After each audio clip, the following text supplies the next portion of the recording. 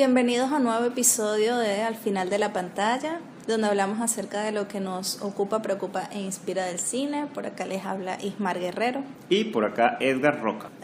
Bueno, el tema, digamos, de hoy es acerca de los documentales, si el fondo y la forma importan por igual, si a veces se ha dejado como un poco de revolucionar el tema de la forma y nada más se enfocan como en el sujeto que va a retratar.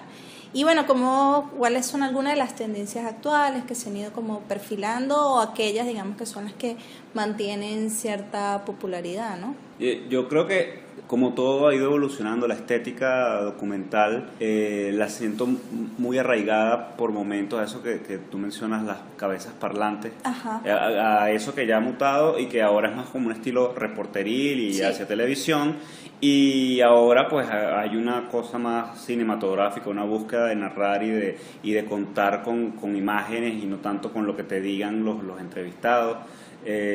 A veces hay gente que tú dices, o sea, en esa evolución dicen, pero ¿quién es este entrevistado? Porque la televisión te acostumbra, o el estilo antiguo reporteril o de las cabezas parlantes, de que te identifican quién es el OT o los otros que llaman entrevistados muy famosos. Ahora no, ahora te ponen los documentales. Tú no ves en un documental de estos nominados al Oscar que te coloquen un insert de quién es la persona, no tienes que después casar. Esas son como estilos, maneras, no están ni bien ni mal, creo que las dos son válidas, pero a mí en lo personal me gusta mucho a dónde va el documental en este momento, a esa búsqueda ya no tanto aunque uno se vea atrapado de cierta forma, porque lo digo de la experiencia también personal que siempre me gusta mencionar, que tú dices, ay, ¿por dónde comienzo yo a hacer un documental? Que es mucho más libre que la ficción, que no está tan atado a un guión. Tú elaboras tu escaleta y tú dices, bueno, tengo que morir con mis entrevistados, ir a entrevistados, y después de eso ver si los voy a usar o no los voy a usar, y qué estoy narrando, cómo lo quiero narrar. Es un proceso un poquito distinto, considero, a la ficción.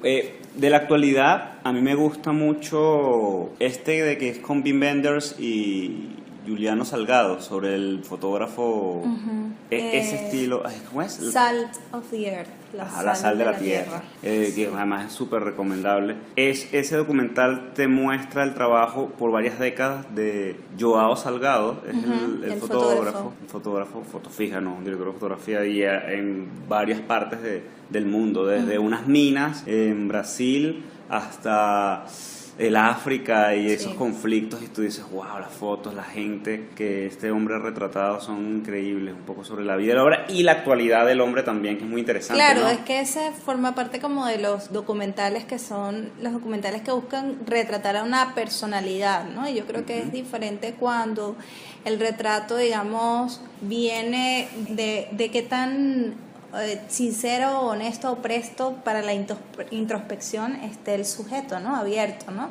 En este caso, con Joao Salgado uno hace como todo un viaje de su recorrido profesional, obviamente, de su vocación, de lo que le inspira, de ver su maravilloso trabajo, y llega un punto en el que nos sentimos casi que, nos contagia su depresión, digamos, de ver el impacto de la industrialización, de la contaminación, de la guerra, digamos, de todos los males modernos, ¿no? Que él ha tenido que ir capturando, ¿no? Entonces, llega como en ese punto en el que se siente como que cero fe en la humanidad, hasta que luego el documental nos revela como ese pedacito de cielo que construyó como para tratar de volver otra vez de llenarse como otra vez de ganas, ¿no? Y de fe, de renovar su fe, digamos, por su trabajo y por el prójimo, porque él llega como en un punto en el que estaba obviamente bastante, y que son trabajos que lo llevaron a zonas muy inhóspitas, o a zonas de que estaban devastadas, ¿no? Por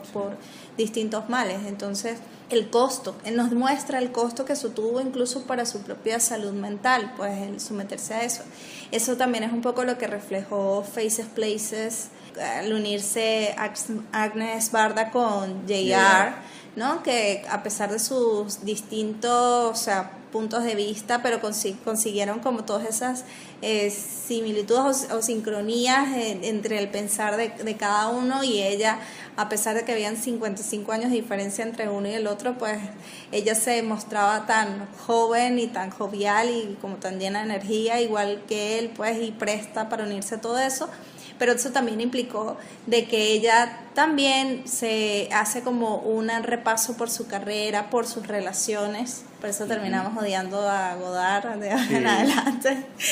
Entonces, también tiene mucho que ver eso. Y eso, pues, hablando, digamos, en tema de directores y de cine, es también lo que nos muestra un poco uno de los documentales más hermosos que yo he visto, que es The Kingdom of Dream and Madness, el reino de los sueños y la locura, que está centrado en Hayao Miyazaki y el estudio Ghibli. Y es acerca de lo quisquilloso que es él como personaje, lo particular, lo por momentos casi misántropo que puede parecer esta persona que se dedica a hacer todas estas fantasías animadas, bellísimas, con una capacidad casi que ilimitada de imaginación, pues, que él tiene para crear mundos y lugares, pero al mismo tiempo como que nos revela como su decepción, pues, incluso en el ser humano o en sí mismo. Nos muestra como la dificultad de sus relaciones personales también, por ser una persona que tiene, digamos, ciertos estándares, ¿no? Y por eso, o sea, como que tiene mucho que ver qué tan presto está el sujeto para mostrarse, porque si no termina siendo como una estatua esculpida más de la persona, no hay profundidad, no terminamos sabiendo más de ello, de lo que podíamos saber leyendo un artículo en Wikipedia, pues, de ese personaje.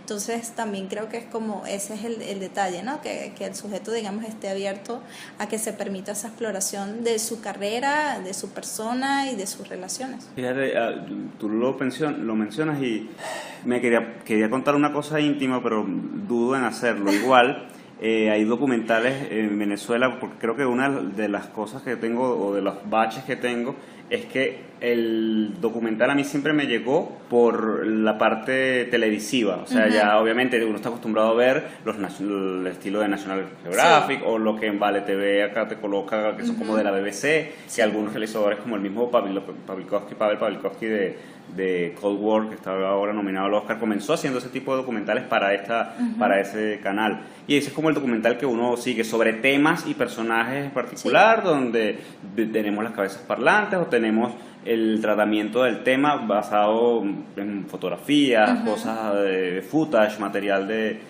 encontrado. Material encontrado, y que se ha ido renovando. Y recuerdo uno que está en Netflix, que es sobre 5 directores en la Segunda Guerra Mundial. Ajá, Five Came Back, basado en el libro de Mark Harris, Five Came Back.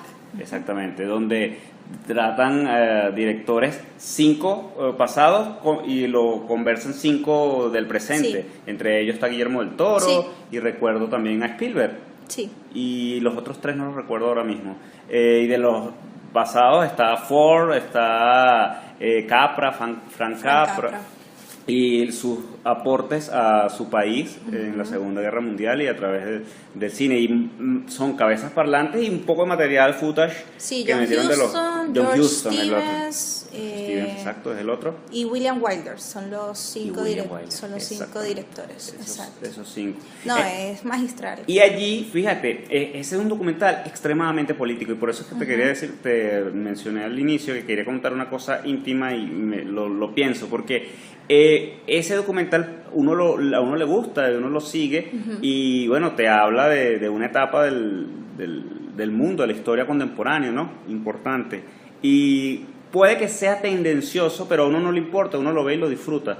¿Por qué? Porque, bueno, te habla la versión de el cuento echado por una parte de la historia, ¿no? Es el lado de la historia, y tú dices, bueno, digamos que dónde estaría la contraparte, ¿no? Y hasta qué punto es como cómo puedes corroborar lo que esta persona, digamos, esté diciendo de su versión de las cosas que están ocurriendo, ¿no? Y entonces se ve, al menos en ese caso, lo que creo es un acierto, es que como la otra parte serían quizás los nazis o los malos, a la gente como que no le interesa mucho la otra parte, sino genial ver la épica, la gran el gran logro y que hicieron estos realizadores. Me parece que en medio de todo es interesante el análisis que se hace, porque no es solamente un análisis o no simplemente se quiere retratar de que obviamente fueron hombres que hicieron sacrificios, ¿no?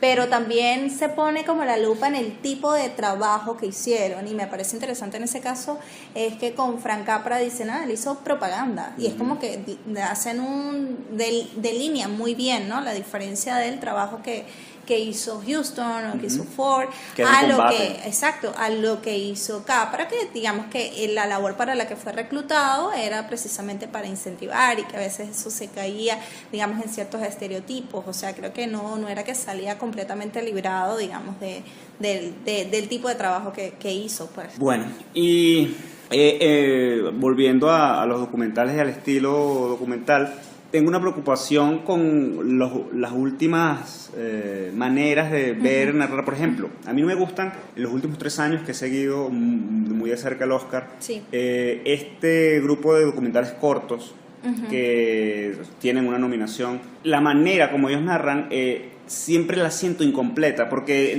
entran como documentales cortos, la mayoría siempre están por arriba de la media hora, por los 40 minutos, y es como si falta desarrollo. Siempre me dejan como a la mitad Hace poco vi uno que está nominado a los Oscars, que está en Netflix, que se llama Endgame, que es sobre personas que están terminales, pues, que están a punto de morir. Y estuve contenido durante los 40 minutos que dura, sin lograr drenar, porque sentía que faltaba desarrollo, porque al final, algo que se llama Endgame, te habla claro de cómo va, que esto no es una cosa de alegría sino es de cómo hacer la vida o la muerte más llevadera, y cómo las sociedades occidentales no piensan mucho en eso. Entonces vemos el caso de una mujer libanesa, o sea, de esa cultura distinta a una afroamericana, y hay un tercer caso que es un anciano estadounidense, pero de ascendencia es asiático, un hombre asiático. Y todo eso, bueno, tú lo ves gente en un estado ya en las últimas semanas, la mirada de la gente es una cosa que te saca. Hay varios planos de ellos que tú dices, Dios, esta gente está a días de morirse, y lo estamos acá viendo y falta, y se acaba. Y capaz hasta se gana el Oscar ese mediometraje, pero como te digo, el documental, creo que dentro de su exploración y su manera, tiene que ser contundente, incluso más contundente que la ficción. Y a veces, y es otra de las críticas que se le hace, es algunas de las cosas que fallan cuando son tendenciosos, cuando falta una parte, o cuando se centran nada más en las cabezas parlantes, sin cerrar completamente de qué va, pues. Sí, por eso yo creo que siempre es como, o por lo menos los que a mí me llaman más la atención, son donde sientes que digamos, el documentalista mismo se vio retado como ante la historia, pues, y se dejó, digamos, sorprender de cómo se iban desarrollando los hechos, pues, que tenga, o el fenómeno que iba a retratar. Yo recuerdo The Overnighters del 2014, que leí como, bueno, muchas recomendaciones de que hay que verlo. Jesse Moss se dirige para tratar de documentar lo que estaba ocurriendo en una comunidad de Dakota del Norte en Estados Unidos, con un sistema de refugio, de beneficencia que estaba haciendo un pastor puntualmente de la comunidad, con un flujo increíble de trabajadores que empezaron a llegar a la región producto de que se descubrió un pozo petrolero. Entonces fue como que wow, un boom de trabajo que llegó, y que estaban tratando de ver cómo manejar, pues, todo ese flujo de personas que estaban llegando al pueblo, y cómo el pueblo, pues, se estaba adaptando a eso, ¿no? Y la labor que estaba haciendo este pastor, pues, muy loable, de tratar de atenderlo a todos. Entonces, por eso se llama The Overnighters, son los que van a pasar la noche, pues, como una especie de refugios que se crearon para atender a estos trabajadores que iban con obreros que iban a hacer labores puntuales muy extenuantes, físicamente extenuantes, pero que, bueno, era como una oportunidad laboral que no podían dejar pasar. Y la historia, digamos, se va desarrollando de una manera que, bueno, termina como viendo los límites de, digamos, estas buenas intenciones, o qué es lo que se esconde detrás, y cómo reacciona el pueblo, y qué es lo que hay detrás de esas reacciones. Termina como viendo como todas las dinámicas sociales, y las dinámicas altruistas, ¿no? No digo más nada porque sería como, bueno, spoilear o revelar hacia lo que apunta el documental, pero siempre es como interesante cuando ves de que iban tal vez con una meta muy fija de lo que iban a retratar y terminan siendo sorprendidos por el desarrollo de las cosas, pues de cómo se van dando y lo terminan reflejando, y pues eso termina siendo pues bastante honesto pues en la manera de cómo verlo. Y también yo creo que es el tema del tipo de perspectiva a veces que ponen. Si vemos otro documental, digamos, de guerra o de víctimas de tragedias, bien sea, bueno, de tragedias políticas, obviamente, víctimas de opresión, represión, dictadura, es como que puede ser un poco agotador, pero yo creo que en esa manera diferente de ver las cosas, el que, digamos, se lleva el premio para mí es Patricio Guzmán con Nostalgia de la Luz, pues del 2010. Patricio Guzmán es un latinoamericano, ¿es argentino? Chileno. Es chileno, es un realizador de documentales, incluso ha escrito uno de esos, se le acuña una de esas frases célebres como que el documental en parte lo dirige Dios, hay cosas que se escapan del realizador, él como documentalista pues él lo considera. Su documental es Nostalgia de la Luz. La Nostalgia de la Luz. Yo sobre todo he leído, porque cuando estaba en la academia de él nos daban, teníamos uno, porque también depende del individuo que está enfrente dándote la clase, ¿no? Sí. También de los gustos, eso es otra cosa importante, y es otro podcast de otra gente que es la de educación. La gente que te está educando le gustaba mucho Errol Morris. Ajá, sí. Y complementaban el Errol Morris con los escritos de Patricio Guzmán. Okay. Pero no te pasa, yo nunca vi un documental de Patricio Guzmán. Sé de él por eso, como te digo, por lo que leíamos acerca de sus pensamientos sobre el documental. Ese es un documental de que, digamos, también es mejor como ir a buscarlo sin saber mucho, pero es como retrato la historia de Chile, como retrato, digamos, lo que hemos pasado, y viéndolo como desde dos ópticas muy, muy distintas, pues. Además con una cinematografía excelsa, bellísima, pues. Pero al mismo tiempo, digamos, el tratamiento que se hizo de la historia es muy humano, muy crudo, pero lo necesario como para ponerte en contacto con lo que está narrando, ¿no? Pero es la manera de qué tantas formas podemos contar la historia de nosotros, es lo que me pareció como lo más interesante, ¿no? De qué tantas aristas podemos, de cómo la astronomía puede hablarnos de nosotros mismos aquí en esta región del desierto de Atacama, en Chile. Que es maravilloso. Entonces, bueno, es como esos son, digamos que ahí es donde yo veo que no es tanto el tema, porque a veces como que el tema termina siendo muy pesado, y es lo que termina, bueno, que es relato deprimente tras relato deprimente, más obviamente reconstrucciones históricas que se van a hacer, y termina siendo como, oye, súper abrumador, y terminas, bueno, deprimido, y es así como, no, bueno, no necesitamos seguir, puedo leer acerca de esta tragedia, pues no necesito seguir viendo. Entonces vemos como la forma de cómo presentarlo es lo que va, digamos, siendo lo distinto, y lo que muchas veces refresca o nos permite como ver las cosas desde otra perspectiva, nos hacen como más receptivos, pues a ver lo que, o sea, a captar lo que el documentalista descubrió, que es lo que me parece más interesante, más allá de lo que el documentalista quiso decir, porque es como que ya se sentó una idea y eso es lo que está compartiendo. Yo creo que es más importante cuando nos sentimos que estamos ante una revelación para ellos mismos, pues. Claro. Mira, a medida que va pasando, mientras vamos hablando, voy pensando si decirlo o no, porque siempre me pega. Yo considero que aunque no soy un seguidor y tengo muchos amigos documentalistas, eso, no soy un seguidor del documental. Una de las razones, uno de los factores, que hay varios, por las cuales estudié cine, incluso hasta me he atrevido a hacer un documental, es por una película documental. O sea, una de las razones por las que yo me puse a estudiar cine fue gracias a un documental. ¿Por qué? Porque yo del 2002 al 2010, y esto ya es una cosa personal que a lo mejor no cabe acá, pero para entrar a hacer contexto, yo no le hablaba a mi papá del año 2002 al 2010, por 8 años. No le hablaba por temas políticos. Mi papá toda la vida ha tenido una postura a favor del gobierno venezolano, siempre la ha tenido, incluso la mantiene, y yo era desde el 2002 al 2010, o sea, desde mi adolescencia hasta ya mi adultez, saliendo de la universidad de la primera carrera, estaba totalmente en contra, y me parecía una locura todo lo que pensaba y lo que decía. Entonces eso me llevó a alejarme de él, y eso es que nos tocó en ese periodo de 8 años, los últimos 3 años vivíamos juntos, él y yo nada más. Y estar en la misma casa y no hablarte es como durísimo, ¿no? Y un día tomé un periódico, compré un periódico porque me gustaba comprar un periódico, y venía un encarte, y uno de los encartes era un documental que creo que lo pagó, porque el periódico no era un periódico del gobierno, en ese momento, ahora sí, pero ya venía por allí, traía un encarte, y yo, por dar el beneficio de la duda, no tenía nada que hacer una tarde, veo el material que traía, era un documental. El documental es famoso, es de unas irlandesas que se quedaron atrapadas en el Palacio de Miraflores en 2002.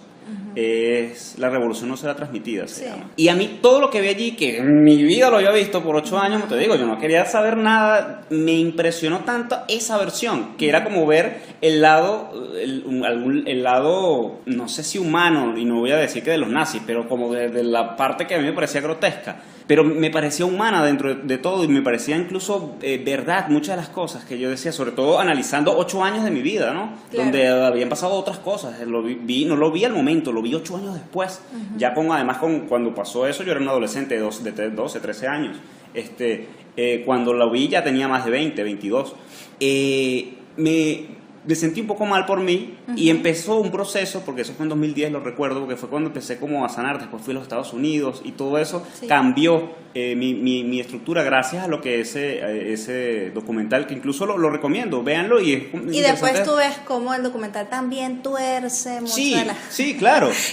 Ese documental que denunciaba las torceduras, digamos, de la realidad, también se decidió torcer algunas cosas de la realidad. Fíjate que yo hasta este punto, ese documental que me hizo, oye, sí, yo quiero poder contar cosas y conmover y cambiar. Sí, que me sacudió. He escuchado mucha gente que opina exactamente lo mismo, de los cambios, de esa manipulación que el documentalista recurre. Denuncian, pero también manipulan. Exacto. No me he puesto a analizarlo más, no he querido analizarlo más. Yo me quedé, lo dejé allí ya, con esa experiencia y ya.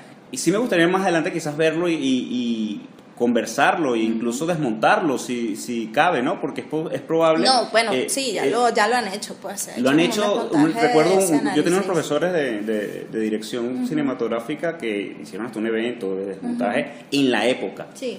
Belman Urguelles es uno de ellos, que me dio clase, mi maestro, pues uno de mis maestros de la escuela de cine.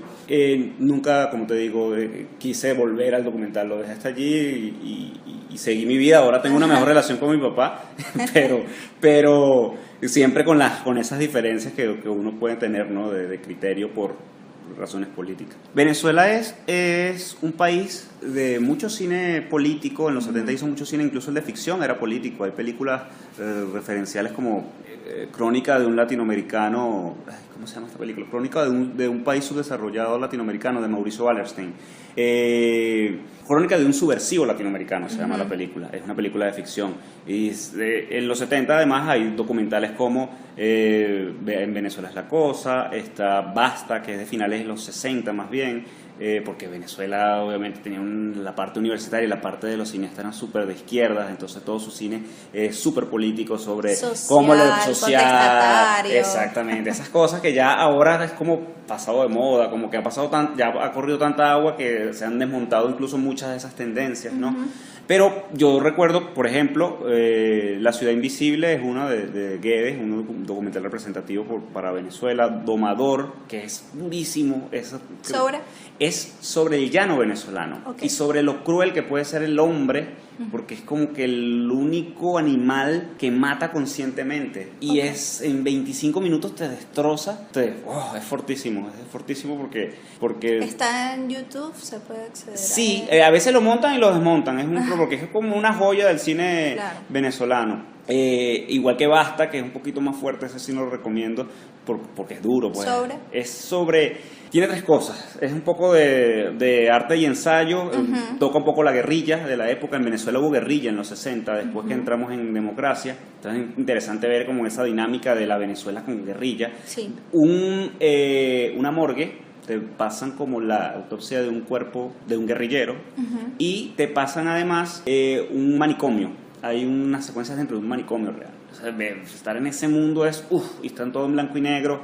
Hugo Ulibe se llama su realizador, murió hace poco de hecho. No era venezolano, pero era uno de esos refugiados que llegó al país a finales de los 60, creo que era uruguayo de hecho. Son documentales que están allí, que hablan de una tradición en Venezuela, incluso algunos por mucho tiempo consideraron una de nuestras obras maestras, porque siempre la mencionamos y que recurrentemente la mencionamos en nuestro programa, Araya, de Margot Benacerraf, como un documental, pero ella dice que es una película de ficción y yo le creo, tiene razón, compitió en un festival de ficción y le dieron un premio con una película con Hiroshima Munamura, una película de ficción. Entonces, ¿cómo la vas a considerar un documental si su realizadora dice que es ficción? Y se ganó un festival de ficción principalmente, que tiene es el largometraje, un documental sobre un pintor importante nuestro, venezolano, que eso sí es un documental, Reverón, y es la creadora o la fundadora de la Cinemateca Nacional. Sí. Bueno, y como te digo, números fuera del aire con más de 200.000 tickets. Es un documental más como del estilo televisivo, no voy a decir, es un documental formal, pero con un estilo hacia la televisión, porque además trata un tema de la salida del aire de un programa de un periodista venezolano, de un comunicador venezolano importante como Luis Chatein. Su programa se llamaba Fuera del Aire, así se llama el documental. Un documental. Bueno, la asistencia pudo verse entonces como una reacción, ¿no? O sea, del público, ¿no? Una respuesta también ante el cierre, la cancelación. Y también hacia la tradición televisiva que tenemos. El venezolano es, incluso en el cine, yo creo que somos melodramáticos y somos medio telenoveleros en nuestra estética, y lo hemos querido un poco mejorar últimamente, porque yo ahora veo, por ejemplo, este documental que mencionaba, la de la revolución no será transmitida, y es una cosa de la cámara que parece televisión, es como la baja calidad se mezcla con una dirección de fotografía un poco fallida, y no es necesario, que el documental no tiene por qué ser tan real, porque tenemos, por ejemplo, esto que estábamos hablando, la de Wim Wenders con Juliano Salgado, que es... O Wim Wenders con Pina, pues que también... Por ejemplo, que es cuidadísima toda la imagen y se en disfruta. 3D. Exacto. Documental en 3D. Entonces, eso te encanta, y a mí visualmente te llena, ¿no? Ver un material un trabajo, un documental con esa línea estética, ¿no? Sí, bueno, viendo, digamos, las que suelen quedar, digamos, dentro de las nominaciones a los Oscar, como bien decías, ¿no? Del documental, de un tiempo para acá también hubo como un predominio de lo que son los documentales hacia figuras de la música, ¿no? Bien sea el de Amy, que fue el que ganó, sobre Amy Winehouse. ¿Que se le ganó la Sal de la Tierra? Creo que sí. El de 20 Feet from Stardom, que es acerca de estas coristas que trabajaban con todos estos grandes de la música. El de Sugar, el del hombre... Searching for Sugar Man. Buscando al Sugar Man. También, bueno, y que no estuvo nominado, pero estuvo como, bueno, en ese año como entre la contienda el de Kurt Cobain, ¿no? Pero... había como cierta tendencia, y bueno, yo creo que me suscribo un poco a eso. Bueno, y este año el de Whitney, que está también disponible en Netflix, que se ve como que es otra manera en que las disqueras están buscando seguir ganando, haciendo dinero a partir del artista, pues luego de que fallece. Exacto. Entonces, como bueno, te lo vamos a empaquetar y te lo vamos a presentar, y ahora para que lo disfrutes y lo veas bien, aun cuando no haya, o sea, cuando no sea directa, una línea directa, digamos, que venga de Sony Music y baje, o de cualquier otro, digamos, disquera, ¿no? Particular. Pero sí se siente que hay en lo personal como algo de explotación, ¿no? En el caso de Kurt Cobain escuchamos los cassettes o grabaciones que decía que era como un diario personal.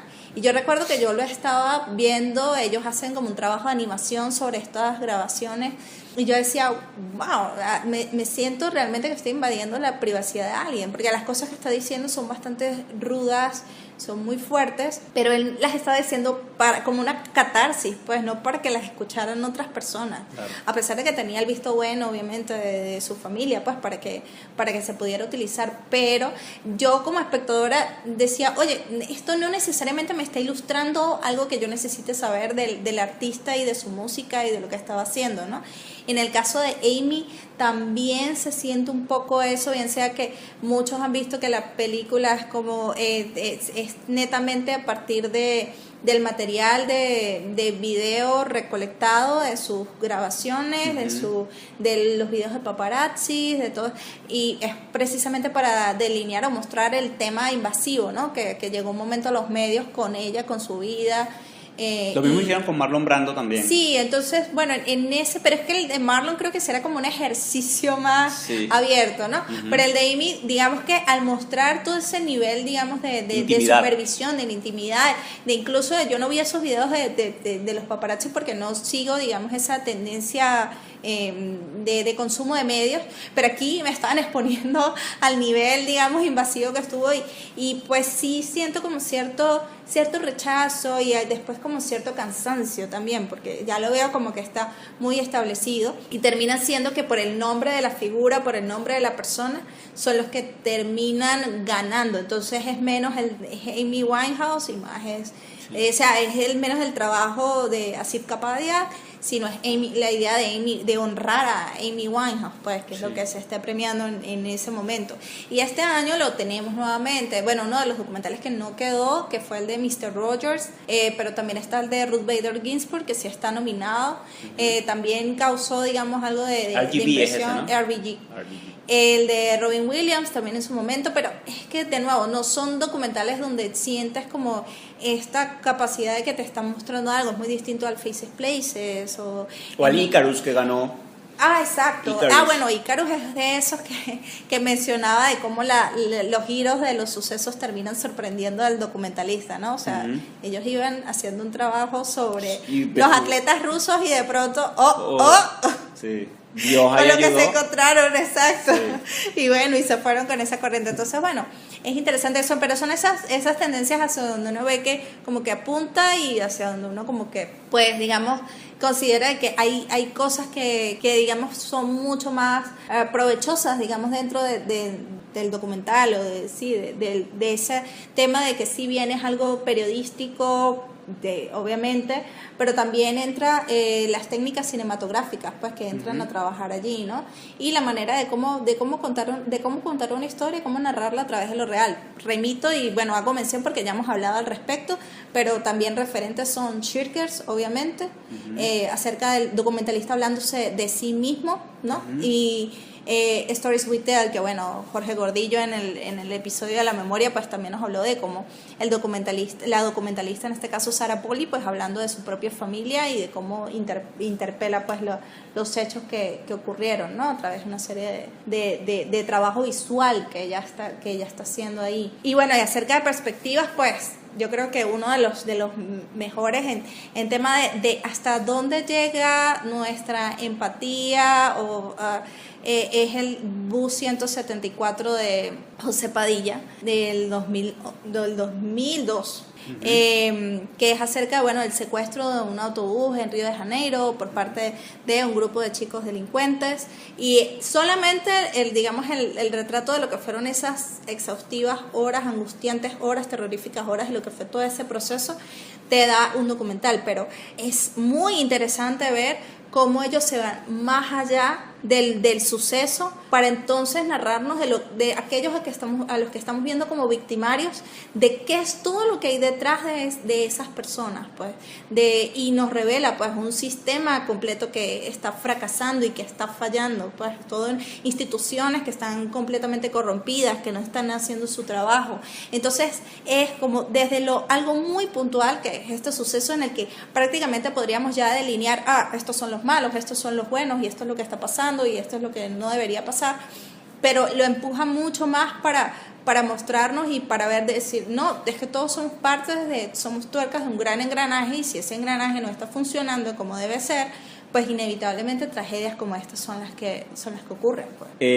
Yo creo que, para ir concluyendo, el documental últimamente está siendo ganado como dices tú, por la efectividad quizás comercial de esto, para poderle sacar algo de dinero a un género que tradicionalmente no era el que daba mayores dividendos en la industria, dejando a un lado esa evolución del documental que nos ha llevado a tener joyas de la cinematografía, como la de Patricio Guzmán o como los de Wim Wenders, donde la estética se cuida y donde la narración audiovisual crece y se potencia, a veces muy por encima de la mayoría de la ficción que vemos, ¿no?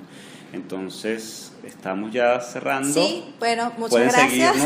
Sí, nos pueden seguir al final de la pantalla, al final pantalla, Twitter, Facebook, también en el boletín, donde bueno, vamos a estar obviamente incluyendo todas la información de las películas que mencionamos, e incluso vamos a poner los enlaces de las que están nominadas ahorita para corto documental, que muchas de ellas incluso están en YouTube y Vimeo, ya están disponibles. Entonces bueno, para que ustedes también las puedan ver y nos puedan decir cuáles son sus documentales favoritos, cuáles son los que empujan la forma o el contenido nuestro. Gracias a ese poco de gente que se suscribió la semana pasada al boletín, por cierto, que nos sorprendió. Y bueno, síganos, nos seguimos escuchando. Chao. Chao.